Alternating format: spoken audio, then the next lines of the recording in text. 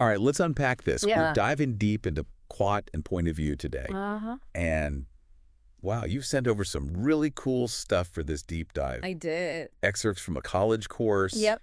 in-depth definitions, hmm even a classic literature website. Oh, yeah. This looks like someone's been doing their homework. Well, understanding these building blocks can completely change how you experience a story. I agree with that. It's like having X-ray vision for literature. Oh, I love that analogy. Yeah. So yeah. let's start with the backbone of any good story. Plot. Yeah. It's not just a timeline of events, right? Definitely not. Look. Think of it as the engine driving the story forward. Okay. It's the conflict, the tension, the journey from once upon a time to happily ever after. Right. Or maybe tragically ever after. Tragically ever after. Yeah. So there's more to it than just what happens. Definitely. But how do authors Yeah. choose the kind of plot that they want to use? Right. Our sources mention several different types. Yeah, they're like a writer's toolbox. Uh-huh. They each offer a Yeah. unique way to explore the human experience. Okay. Take tragedy, for example. Okay. It's not just about sad endings. Right. Think Shakespeare. Okay, so like Romeo and Juliet. Exactly. Yeah. Tragedy forces us to confront big questions about fate, free will, and the consequences of our choices. Oh. It's a powerful way to evoke those deep, gut-wrenching emotions. So it's about making us feel something specific. Yes, Not just telling a sad story. absolutely. Okay. Now, on the lighter side, Okay. we have comedy. Mm-hmm. It's all about misunderstandings Yeah. and those relatable human flaws we all have. Oh, yeah. Yeah. I love a good laugh. Yeah, But comedies can be surprisingly insightful too, right? definitely. Right. Think Jane Austen. Oh, yeah. She used comedy to poke fun at societal norms and expose the absurdities of the world around her. Okay. It makes you chuckle, but it also makes you think. I see. So comedy can be a clever way to deliver social commentary. Right. Sneaky. Yeah. Now, what about the hero's journey? Okay. It feels like every movie uses that these days. It's a classic for a reason. Yeah. Think Star Wars or The Lord of the Rings. Uh-huh.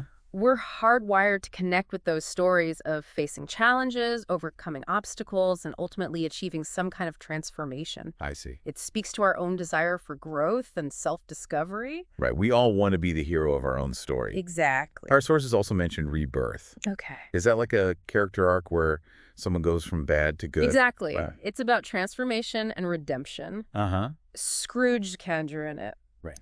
A Christmas Carol is the perfect example. Right. He goes from a miserly grump to someone filled with the Christmas spirit. That Yeah. journey from darkness to light, Yeah. it taps into our own hopes for second chances and the possibility of change. I like that. Yeah. Oh, and we can't forget the classic rags to riches story. Of course. Always a crowd pleaser. Underdogs. Yeah. We love to root for them. I agree. Think Cinderella or even Harry Potter in a way. Oh, yeah. These stories resonate because they speak to our sense of justice and the desire to see good triumph over adversity. Hmm. It gives us hope that no matter where we start, we can overcome challenges and achieve our dreams. I love that. Yeah. And of course, there's the epic battle between good and evil. Right. Seems pretty straightforward, right? It's a classic for a reason, Yeah. but it can be much more nuanced than it appears. Okay. Sometimes the lines between good and evil get blurry. Oh, yeah, for sure. These stories often force us to confront complex moral questions and make us think about the choices we would make in similar situations. Right. It's never black and white. It's not. And lastly, we have Voyage and Return. Yes. Is that like a journey of self-discovery? Think The Odyssey, or even Alice in Wonderland. Okay. These stories emphasize personal growth through experience. Okay. They remind us that sometimes the journey itself is more important than the destination. It's about the lessons we learn, the challenges we overcome, and the wisdom we gain along the way. Okay, so we've got all these different plot types. Mm-hmm. But how do authors actually build a plot? Right. Our sources mentioned Aristotle's three-act structure. Yeah, that's a great place to start. Okay. Aristotle, the ancient Greek philosopher, Yes. broke down plot into beginning, middle, and end. Beginning, middle, end. Yeah. Seems pretty basic. It is, but think about it. Okay. The beginning introduces us to the characters and the world they inhabit, setting the stage for the conflict to come. Okay. Then the middle is where things really get rolling. Okay. The conflict intensifies, the stakes are raised, and the characters are put to the test. I see. Finally, the end brings resolution. Right. Loose ends are tied up, and we see the lasting consequences of the story's events. Okay, so I'm starting to see how that structure can make a story feel complete. Right. But our sources also mentioned Freytag's pyramid, Yes. which sounds a little more complex. Freytag took Aristotle's ideas and expanded them, visualizing the plot structure as a pyramid with 5 stages: Okay. exposition, rising action, climax, falling action, and resolution. Okay. Break that down for me. What exactly is rising action? Imagine it like climbing a mountain. Yeah. The exposition is the base camp where we get our bearings, Right, yeah. meeting the characters and understanding the setting. Right. Then the rising action is our ascent. Oh, okay. With each step, the tension builds, the challenges become more difficult. And we're on the edge of our seats wondering what's going to happen next. And the climax is like reaching the summit. Exactly. Okay. It's the peak of the story. Uh-huh. The most intense and exciting moment Yeah. where everything changes. Okay. After that, we begin our descent with the falling action. I see. The tension gradually eases as we see the consequences of the climax play out. Right. Finally, we reach the resolution at the base of the mountain, Okay. where all the loose ends are tied up and we get a sense of closure. So understanding this pyramid Yeah. can help us appreciate how authors craft those moments that keep us hooked. Absolutely. Yeah. It's like having a secret decoder ring for storytelling.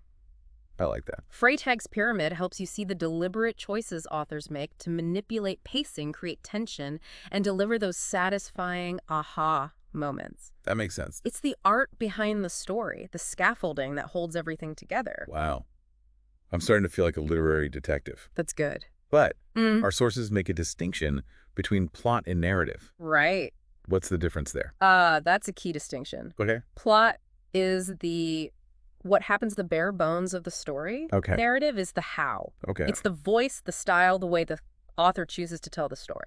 Okay, so two authors could tell the same story with the same plot, Exactly. but their narratives could make them feel completely different. Precisely. Interesting. Imagine 2 people witnessing the same car accident. Okay. They both saw the same event. But their individual perspectives, their personalities, and their way of describing it will result in 2 very different stories.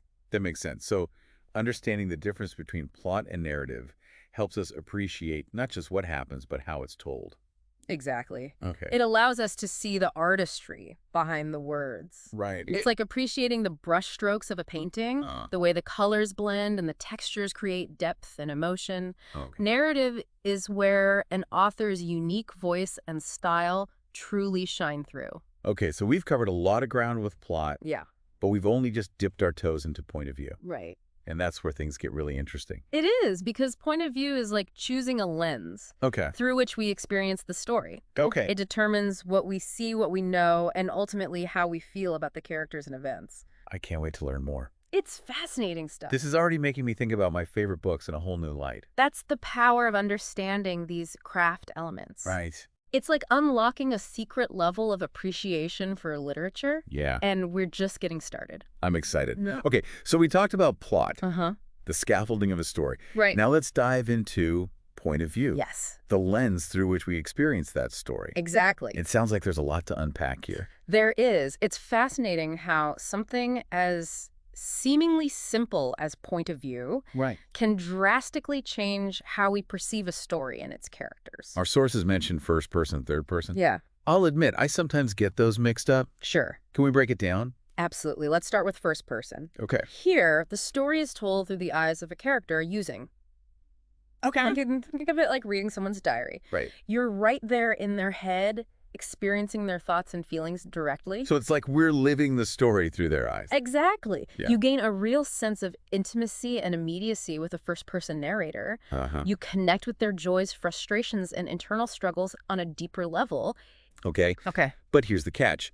You're limited to their perspective. Right. You only see the world through their eyes, which might not always be the full picture. That makes sense. Like having a close friend tell you their side of a story. Right. You feel their emotions. Yeah, But you also know there might be more to it than they're letting on. exactly. What about third person? Third person provides a bit more distance. Okay. The narrator uses pronouns like he or she to describe the characters and their actions. Right. It's like watching a movie. You're observing the events unfold from a more objective standpoint. Okay. I remember hearing about omniscient third person. Yeah. Is that where the narrator knows everything? You got it. Okay. An omniscient narrator is like a godlike being who sees all, knows all, Okay. and even dips into the thoughts and feelings of multiple characters. Right. Think of Tolkien's Lord of the Rings. Oh, yeah. We jump between Frodo's perspective, Gandalf's wisdom, Uh-huh. and even glimpses into the minds of the orcs. So an omniscient narrator gives us a panoramic view of the story. Precisely. Okay. It allows the author to weave together different perspectives, Yeah. reveal hidden information, Yeah. and provide insights that the characters themselves might not even be aware of. I see. It's a powerful tool for creating a complex and multi-layered narrative. That's fascinating. But there's also limited third person, right? Yes. What's the difference? With limited third person, the story is still told from an outside perspective, Okay. but we're privy to the thoughts and feelings of only one character, maybe two. Okay. It's like having a close-up camera following that particular character, Right. capturing their experiences and inner world in detail. So it's kind of a blend of first person and omniscience. Yeah, you could say that. We get that intimacy, but Yeah. also a bit more scope. You nailed it. Okay. Limited third person allows the author to delve deep into one character's psyche Oh. while still maintaining some narrative distance. Yeah. It's a popular choice for contemporary fiction because it allows for a balance of intimacy and objectivity. Okay, I'm starting to grasp the nuances here. Good. Our sources also mention second person, Yeah, but they say it's rare. it is. Why is that? Second person is the rebellious teenager of point of view, Okay.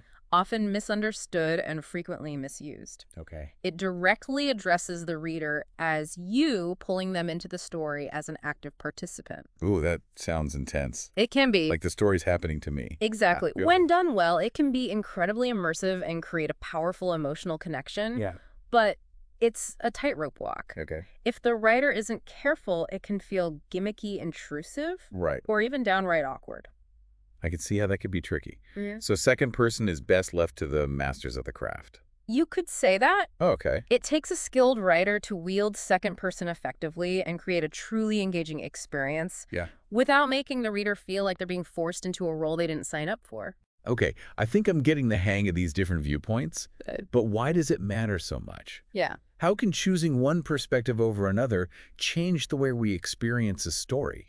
It's all about the lens through which we're seeing the world. I see. Imagine Romeo and Juliet told from Mercutio's perspective instead of Romeo's. Oh, wow. Suddenly the story takes on a completely different vibe. Exactly, and instead of a tragic love story. Yeah. We might get a cynical, witty commentary on the absurdity of the feud between the Montagues and Capulets. Interesting. We'd gain insight into Mercutio's own motivations and relationships, potentially uncovering hidden depths to his character. That's a great example. Yeah.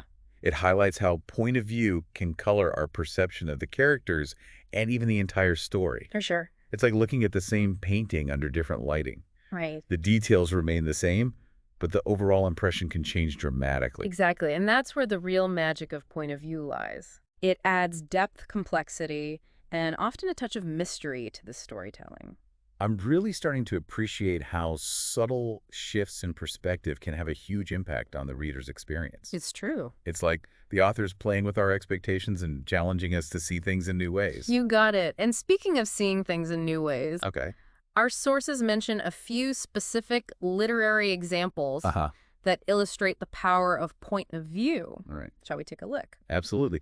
Let's see how these different viewpoints come to life in the hands of master storytellers. All right, I'm ready to see these point of view examples in action. Okay.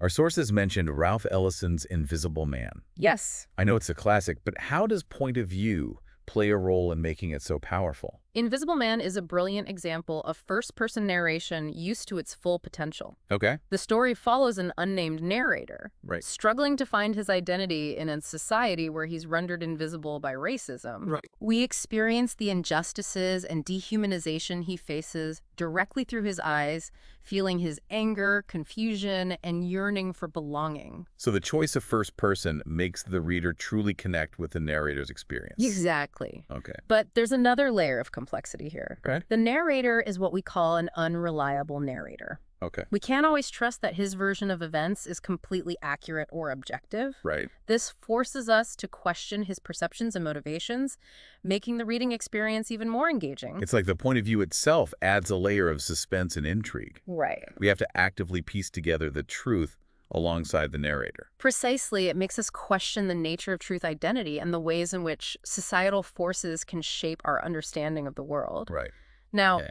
let's shift gears to a story told in third person limited. Okay. Kate Chopin's The Story of an Hour.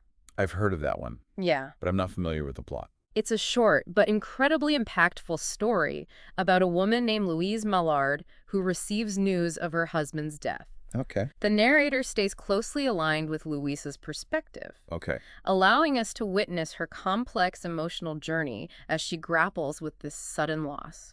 So even though it's third person, Yeah. we're still experiencing the events through her eyes. Yes. And here's where Chopin's mastery of point of view shines. Okay.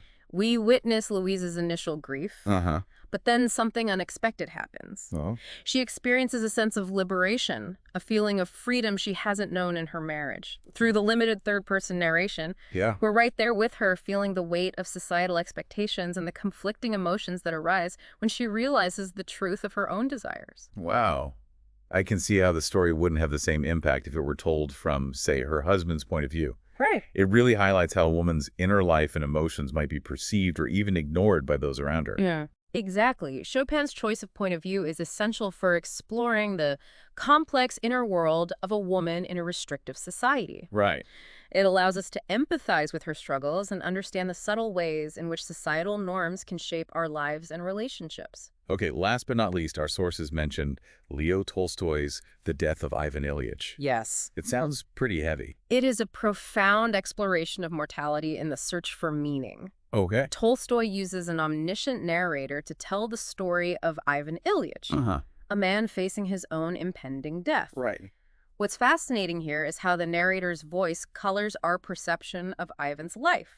So we're getting a broader perspective, Right. but it's also filtered through the narrator's own lens. Precisely. The narrator provides context commentary Yeah. and even reveals things that Ivan himself might not fully grasp. Wow. It's like having a wise observer guiding us through the story, prompting us to reflect on the big questions of life, death, and what it means to live a truly meaningful existence. This has been eye-opening. It is fascinating stuff. It's amazing how something as seemingly technical as point of view can have such a profound impact on the emotional and intellectual experience of a story. Right. It's like a secret weapon in the writer's arsenal. It is. And I think the key takeaway for our listeners Yeah. is to be aware of the secret weapon Okay. while reading. Oh. Don't just passively absorb the words. Right. Actively engage with the point of view. Uh-huh. Ask yourself, Okay. whose voice am I hearing? Mhm. What are their biases? Yeah. What are they choosing to reveal or conceal? I see. By paying attention to these subtle cues, Right. you unlock a deeper level of understanding and appreciation for the story. That's such great advice. Yeah,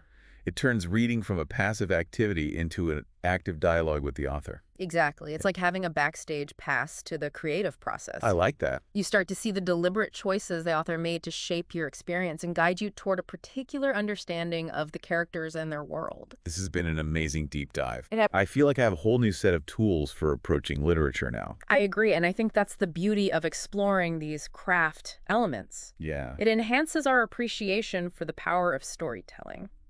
So as we wrap up our deep dives into plot and point of view, I have one final thought for you. Okay, Think about a book you've read recently, maybe even a favorite. right. Now consider how the author used plot and point of view to create that immersive experience. Yeah, You might be surprised by what you discover. that's a great exercise. Until next time, happy reading.